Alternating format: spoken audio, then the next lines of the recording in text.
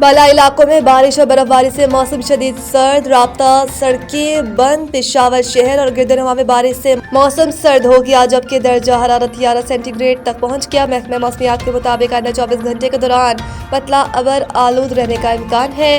دیر lower اور دیر اپر کے شہری علاقوں میں بارش اور پہاڑوں پر برفباری کا سلسلہ وقفے سے جاری ہے۔ وادی قمرات، جہاز بانڈہ، باڈگوائی، لواری ٹنل، کلپانی، شاہی، پنشاہی اور اشرائی درہ میں 1 فٹ برف پڑ چکی ہے۔ بارش اور برفباری سے سردی کی شدت بڑھ گئی۔ برفباری سے لطف اندوز ہونے کے لیے سیاحوں نے سیاحتی علاقوں کا رخ کرنا شروع کر دیا۔ ایبٹ آباد شہر اور گردنواں میں ہلکی بارش سے موسم شدید سرد ہو گیا، جبکہ نتھیا گلی، ایوبیہ اور ڈونگا گلی میں دوسرے روز بھی موسلادھار بارش جاری ہے۔